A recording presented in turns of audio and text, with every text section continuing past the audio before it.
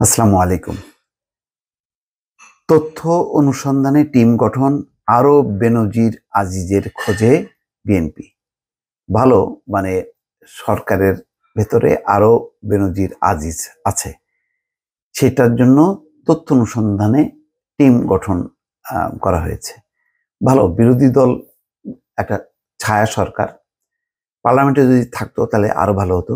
তাহলে তারা একটা সংসদীয় কমিটি করে সেটা তারা অনুসন্ধান করতে পারতো। তো যেহেতু আমাদের নির্বাচন, তার নির্বাচনের জায়গায় নেই, এই আলোচনা করে লাভ নেই। তারপরেও বড় বিরোধী দল অনেকে মনে করে যে সঠিক নির্বাচন বা সুষ্ঠু নির্বাচন যদি হতো তাহলে তারা ক্ষমতা আসতে পারত।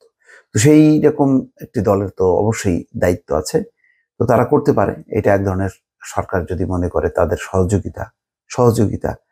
আর যদি সেটা মনে না করে তাহলে ভুল করবে। কেননা এটা তো ঠিক আজকে আজিজ বেনজির নিয়ে যে আলোচনাগুলো হচ্ছে, এটা প্রতিষ্ঠানগুলো সেনাবাহিনীর মতন একটা প্রতিষ্ঠান, পুলিশের মতন একটা প্রতিষ্ঠান, এই দুই বাহিনী তো একটা ধাক্কা খায়। এই দুই বাহিনীর ভাবমূর্তি নষ্ট হলে আমাদের মর্যাদা শুধু দেশে না, বিদেশে ভুলুণ্ঠিত হয়। মানে কি ধারণা করবে যে সেনা প্রধান এরকম কাজ করে, পুলিশের প্রধান এই সমস্ত কাজ করে, তারা একেবারে সুন্দর মতন রিটায়ারমেন্টে চলে যায়, তারপরে প্রকাশ হয়। এগুলি ভয়ঙ্কর অপরাধ। এগুলি তো দায়িত্বে থাকলে এক চুন থেকে পান খসলেই বিদেশে, ইউরোপ আমেরিকার দেখবেন যে ভালো রাষ্ট্রগুলোতে সাথে সাথে তাদেরকে মানে অভিযোগ আনা হয়, তাদেরকে বিচারের মুখোমুখি করা হয়। কিন্তু আমাদের দেশে এখন বিচারের মুখোমুখি করা হচ্ছে, তাও ঢিমে তালে আস্তে আস্তে ধীরে ধীরে। এই মধ্যে বেনজির সাহেব তো চলেই গেল দেশের বাইরে।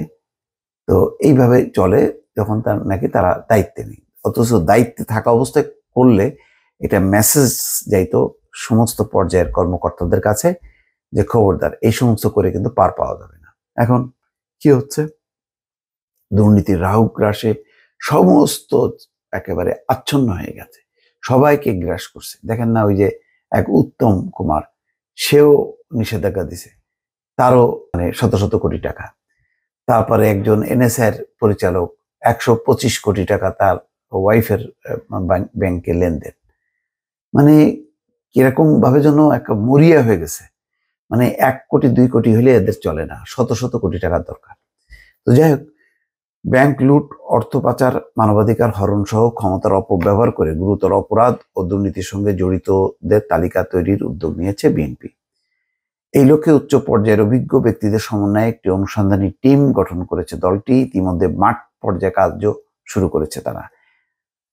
আওয়ামী লীগ সরকারের টানা 15 বছরের শাসনামলে সাবেক ও বর্তমান মন্ত্রী, এমপি, আইন শৃঙ্খলা বাহিনী সহ সামরিক বেসামরিক কর্মকর্তা, নিম্ন আদালতের বিচারক, উচ্চ আদালতের বিচারপতি, ব্যবসায়ী সহ বিভিন্ন সেক্টরের ক্ষমতা অপব্যবহারকারী ব্যক্তি এই তালিকায় অন্তর্ভুক্ত হবেন। বিএনপির নির্ভরযোগ্য সূত্র জানায়, অত্যন্ত নিবিড়ভাবে অনুসন্ধানে সত্য প্রমাণিত তথ্যগুলো সংগ্রহ করা হবে।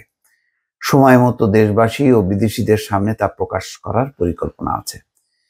বিশেষ করে সরকারের প্রত্যক্ষ ও পরোক্ষ সহযোগিতায় আরো কতজন আজিজ বেনজির ও আজিমের জন্ম হয়েছে তা তারা খুঁজে বের করবে। বিএনপির সূত্র বলছে, বিরোধী দলের সাংবিধানিক অধিকার অনুযায়ী গণতান্ত্রিক আন্দোলনকে শক্তি প্রয়োগ করে দমনকারী কর্মকর্তারা জবাবদিহির ঊর্ধ্বে রয়েছেন। তারা মনে করে ভোটারবিহীন নির্বাচনের মাধ্যমে এবং বিরোধী দলকে নির্বাচনের বাইরে রেখে তারাই সরকারকে টানা ক্ষমতায় টিকিয়ে রেখেছেন। সত্য, এই ধারণাগুলো একেবারেই মিথ্যা না। জনমনে তেমন ধারণাই আছে যে এই যে প্রশাসনের একটা অংশ, তারা তাদের সুবিধার জন্য মানে সরকারকে টিকিয়ে রাখছে, যে তারা যাতে দুর্নীতি লুটপাট করতে পারে। আজকে দেখেন বেনজিরের কি অবস্থা।